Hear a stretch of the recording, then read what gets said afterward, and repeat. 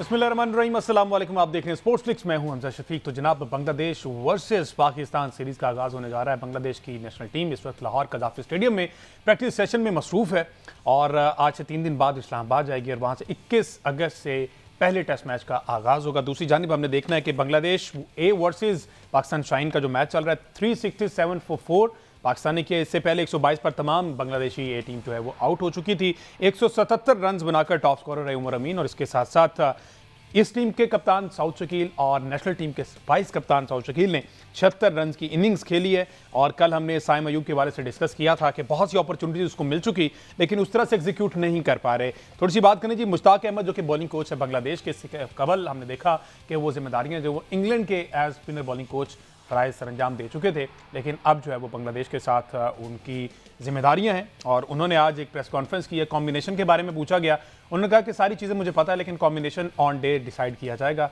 Situation के according कि क्या वहाँ पर प्लस और माइनस पॉइंट्स हैं। सारी सूरत पर बात करेंगे। फॉर्मर कैप्टन सलमान बादशाह हमारे साथ टेलीफोन लाइन पर मौजूद होंगे। मीनवाइल हमें ज्वाइन किया स्टूडियोज़ में स्पोर्ट्स एनालिस्ट आकिब कुरैशी ने। Welcome to the show Aqib. Thank you so much. Aqib, आज सारा दिन आप वहाँ पर मौजूद रहे हैं, मुश्ताक अहमद ने प्रेस कॉन्फ्रेंस भी की है मुश्ताक, और स्पिनर की जिम्मेदारियां निभा रहे हैं कोच की। क्या आपने सुना उनसे जो वो बांग्लादेश में कुछ चीज़ें तब्दील करने जा रहे हैं?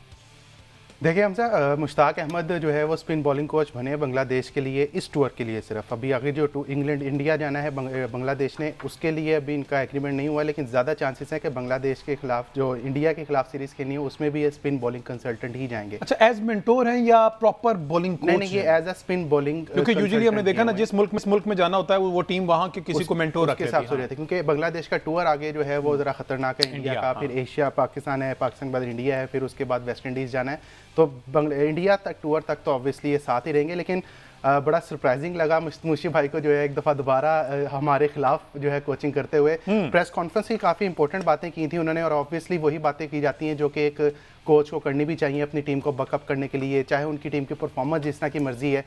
2009 में बांग्लादेश की टीम लास्ट दफ़ा अवे टेस्ट सीरीज़ किसी के खिलाफ जीती थी, तो आप अंदाज़ा लगा लें इट्स बीन 15 ईयर्स के बांग्लादेश की टीम अवे जो है वो नहीं जीत सकी।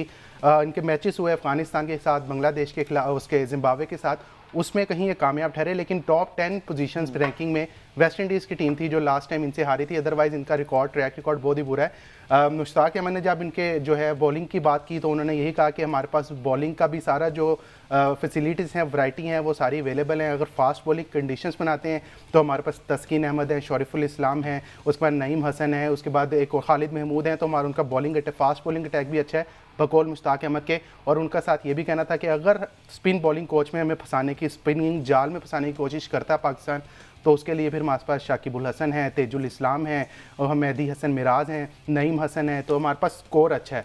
लेकिन उसके साथ में जब हमने थोड़ा सा पता चलाने की कोशिश भी की तो पिंडी में जो हमारे नए क्रिएटर आए हैं पीसीबी के, टोनी हैमिंग, वो इन एक्शन हो चुके हैं। उन्होंने रावलपिंडी की पिच पे जो है अपना तजर्बा डाला है और अब उन्होंने कहा है कि भाई पाकिस्तान में फास्ट एंड बाउंसी ट्रैक बनेंगे।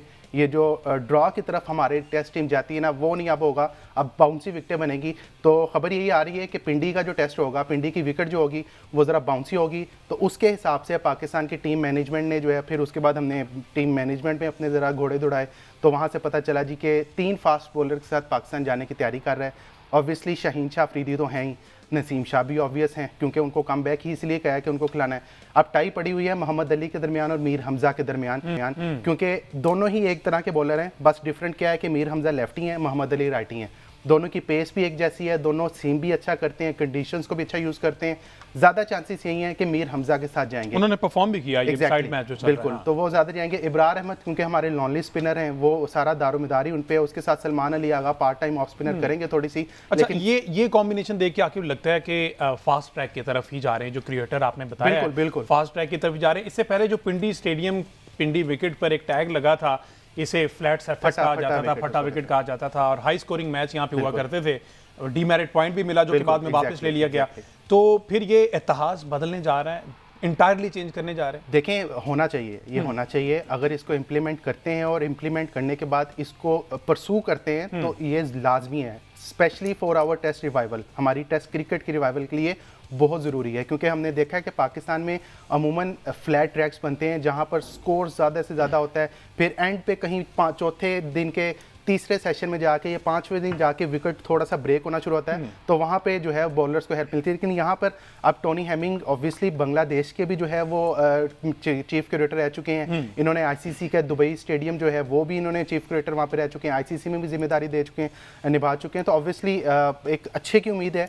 अब नज़र तो यही आ रहा है कि fast bowling attack, fast bowling pitch बनेगी जिसमें आपको स्पिनर्स को भी मदद मिल सकती है, बैटर्स भी अपने शॉट जो है आराम से प्ले कर सकते हैं, और फास्ट बॉलर के लिए भी ऑब्वियसली जो है फ़ायदा होगा, क्योंकि इससे ज़्यादा इंपॉर्टेंट ये है कि ये test series ICC test championship का हिस्सा है। बांग्लादेश की बात करें तो बांग्लादेश इस वक्त 8वें नंबर पे है। उनको मेरा ख्याल है कोई फ़र्क नहीं पड़ता, वो 4 मैचेस खेले हुए हैं, 1 जीते हैं 3 हारे हैं। पाकिस्तान की टीम इस वक्त 6ठे नंबर पे और उनको वो डेस्परेट है विन के लिए, उनको चाहिए कि ये दोनों टेस्ट मैचेस जीतें, वरना इसके बाद गोल्डन अपॉर्चुनिटी है, होम सीरीज जितनी भी हैं। और इसके बाद इंग्लैंड के साथ हमारे 3 मैचेस हैं, तो अगर कोई सोचेगा कि इंग्लैंड की टीम बांग्लादेश जैसी होगी तो वो मेरा ख्याल है उसको अपनी सोच तब्दील करने की जरूरत है। लेकिन उसके अकॉर्डिंग फिर पाकिस्तान अपनी तैयारियां भी इंप्रूव करेगा। अच्छा, जो ये मैच चल रहा है बांग्लादेश ए और पाकिस्तान शाहीन्स का, अब जो बांग्लादेश ए का ये वाला स्क्वाड है, पाकिस्तान में जिस तरह से हमने देखा 5 से 6 खिलाड़ी ऐसे हैं जो नेशनल टीम में भी हैं और ये पाकिस्तान शाहीन्स की तरफ से भी खेल रहे हैं, इनमें कोई ऐसा खिलाड़ी है जो दोनों साइड पे है? जी बिल्कुल, 4 खिलाड़ी इसमें ऐसे हैं। एक तो लिटन दास होंगे, फिर मुशफिकुर रहीम उसमें हैं जो सबसे बड़ा नाम सबसे पहले आए भी थे। बिल्कुल ठीक है, वो इसमें हैं। फिर 4 इस वक्त प्लेयर्स जो हैं जो बांग्लादेश की मेन टीम में हैं, वो इस वक्त बांग्लादेश ए के साथ खेल रहे हैं। तो आज क्योंकि इस्लामाबाद में मुसलसल बारिश हुई है तो तीसरे रोज़ का खेल जो था वो ख़त्म कर दिया गया है। 367 जो तो आपने अभी इंट्रो में स्कोर बताया, 2 आउट थे 367 पे, वहीं पे जो है वो डिले किया गया। इब्रार रहमान ने अलबत्ता वहाँ पे प्रेस कॉन्फ्रेंस की है और उनसे सवाल जवाब भी हुए हैं कि पाकिस्तान टीम के हवाले से उन पे कोई प्रेशर तो नहीं है, क्योंकि वो अकेले स्पिनर रखे गए हैं, स्पेशलिस्ट स्पिनर। तो इब्रार अहमद को मुझे लगता है कि चांस तो मिल गया, लेकिन वो उस तरह का परफॉर्म नहीं कर पा रहे जिस तरह की उनके साथ एक्सपेक्टेशन है। हाँ ठीक है, वो इंग्लैंड के खिलाफ खेले, वो होम सीरीज में थोड़ा सा उन्होंने जो है वो किया, फिर वाइट बॉल सीरीज में वो जो है वर्ल्ड कप के साथ भी ट्रैवल किया, अनफॉर्चुनेटली उनको कोई मैच नहीं मिला, फिर वाइट बॉल सीरीज में भी वो साथ रहे लेकिन मैच नहीं मिला। उन पे प्रेशर ऑब्वियसली होगा, वो चाहे जितना मर्जी कहें कि प्रेशर नहीं है, लेकिन प्रेशर होगा उन पे। तो अगर हम दोनों स्क्वाड की बात करें तो ऑब्वियसली बांग्लादेश का स्क्वाड ऑन पेपर अच्छा लग रहा है। अच्छा, जिसमें पेपर तगड़ा लग रहा है, बिल्कुल ठीक है। क्योंकि शाकिबुल हसन भी आ चुके हैं, शरीफुल इस्लाम है, मुशफिकुर सीनियर साइड है, आप कह सकते हैं, बिल्कुल इसी तरह। लेकिन अवे मैचेस बांग्लादेश के लिए कभी भी आसान नहीं रहे। स्पिन डिपार्टमेंट की बात की तो मुश्ताक अहमद ने जो आज प्रेस कॉन्फ्रेंस की, अगर हमारे पास पड़ी हुई तो जी प्रेस कॉन्फ्रेंस दिखाएं जी। आप सुनने में ये जा रहा है कि बहुत सी तारीफें की हैं बांग्लादेशी बॉलर्स की, इसकी मुश्ताक अहमद ने। तो जनाब इस प्रेस कॉन्फ्रेंस में सकलैन मुश्ताक की बात की गई है, अब्दुल रहमान की बात की गई और सईद अजमल की बात की है। इस पर लेते हैं आखिर में मजीद इस पर क्या कहा एक ब्रेक के बाद। जी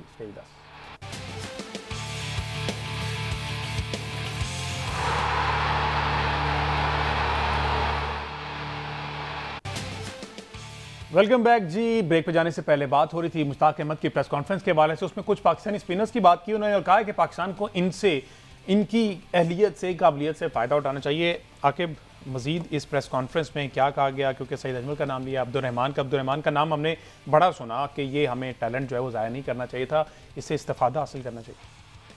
आपने बिल्कुल ठीक कहा है। सबसे पहले तो मुश्ताक भाई ने अपना जो है ना वो अपना नाम लिखवा दिया पीसीबी की लाइन में, ये कह के कि स्पिन बॉलिंग को उससे फ़ायदा उठाना चाहिए। तो अगर सकलैन मुश्ताक की भी बात करते हैं तो सकलैन मुश्ताक इस सेटअप का हिस्सा रह चुके हैं।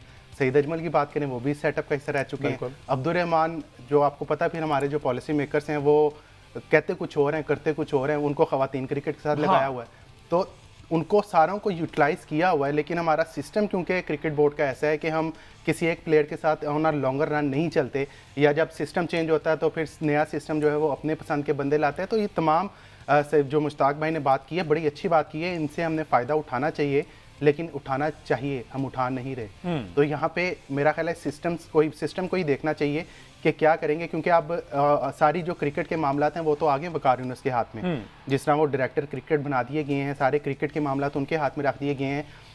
ऑन अ विश ऑफ मतलब कह सकते हैं कि Jason Gillespie and Gary Kristen, क्योंकि ये उन दोनों के साथ खेले हुए हैं, तो शायद उन्होंने कहा होगा कि ठीक है वकार यूनुस को मुझे साथ मिलाएं, हम अपनी एक टीम बनाते हैं, टीम बना के रिजल्ट हम आपको प्रोड्यूस करेंगे। अब क्योंकि जेसन गिलेस्पी है red ball coach, Gary Kristen है वाइट बॉल कोच, तो मुझे तो नहीं लगता कि कोई पाकिस्तानी जो है वो स्पिनर उनके दौर में उनके साथ अटैच हो सकता है। एज कंसल्टेंट तो हो सकता है। कंसल्टेंट तो देखें पीसीबी में इस वक्त कंसल्टेंट की भरमार है, जो वो जिसको कहते हैं इट पुटो पागल निकलता है, इट पुटो कंसल्टेंट निकलते हैं। तो वहाँ पे जो है कंसल्टेंट बहुत ज़्यादा है।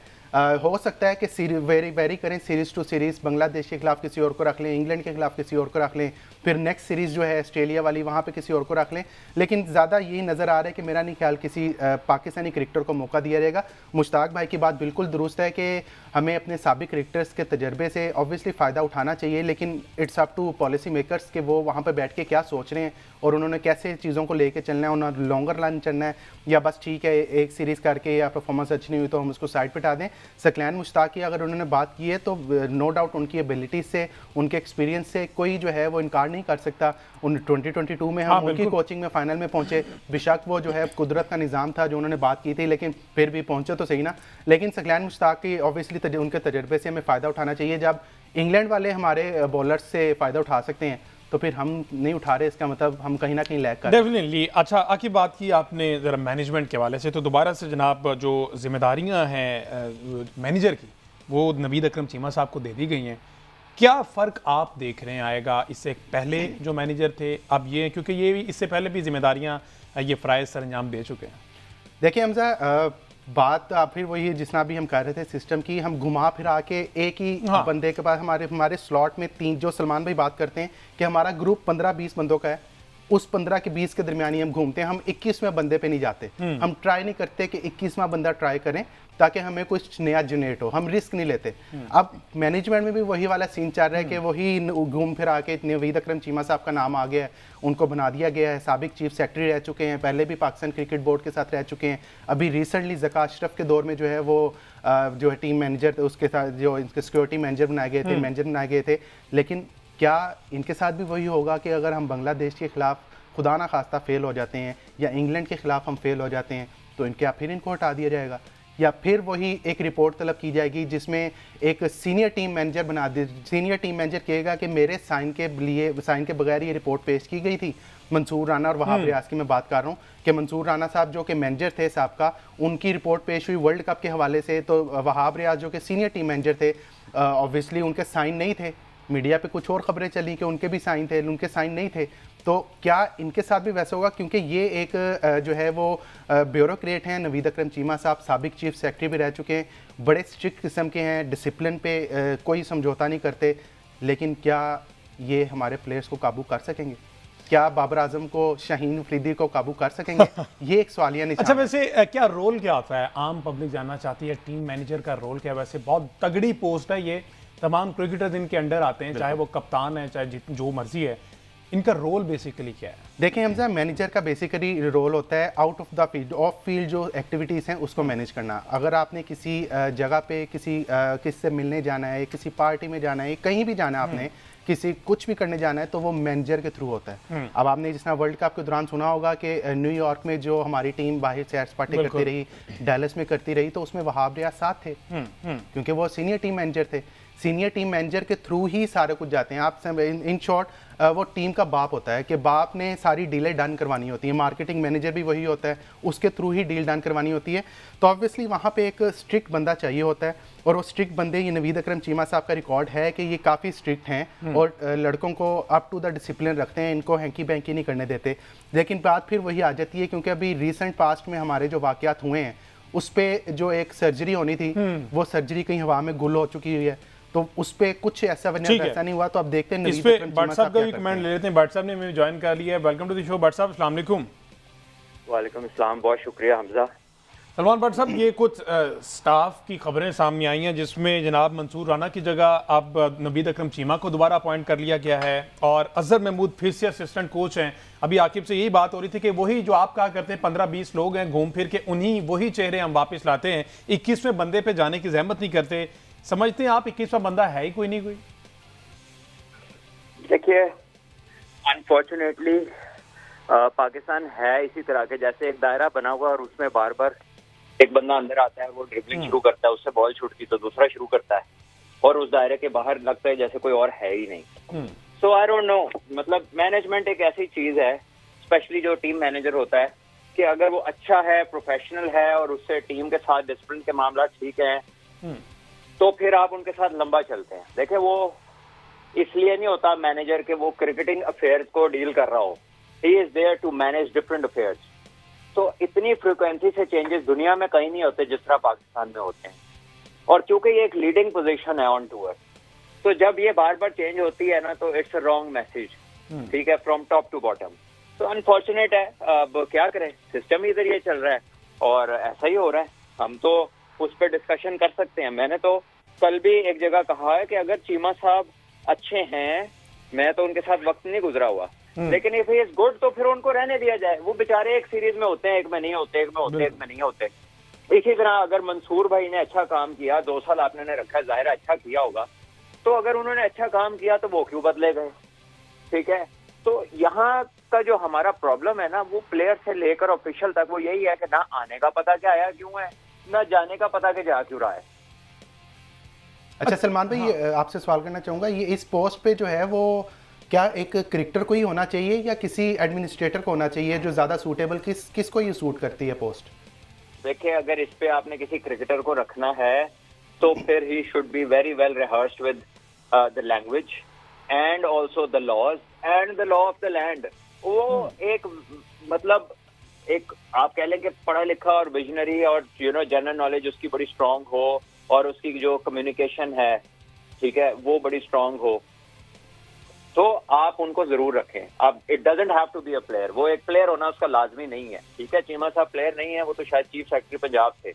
तो भैया अगर वो अच्छे हैं तो लेट्स कंटिन्यू, और अगर कोई और अच्छा है तो प्लीज कंटिन्यू। लेकिन आप जब चेंजेस करते हैं कमांड की पोजीशन को, देखें ये एक बिल्कुल वॉलेटाइल सिचुएशन क्रिएट करता है, अनसर्टेनिटी और कंफ्यूजन क्रिएट करता है। तो अब अगर आप उन्हें ले आए and if he is good then go with him यार। अच्छा सलमान भाई, मुशी भाई ने आज प्रेस कॉन्फ्रेंस की है, बॉलिंग कोच हैं बांग्लादेश के। ये क्या कोच की मजबूरी होती है, जौन सी टीम ज्वाइन करनी है आपने उसकी तारीफों के पुल ही बांधने? इससे कबल हमने देखा इंग्लैंड में थे, फिर अब बांग्लादेश के साथ हैं। और इज इट राइट कि किसी भी दौरे से पहले वहां का कोई मुकामी बॉलिंग कोच या बैटिंग कोच लगा लेना, ये तरीकाकार ठीक है?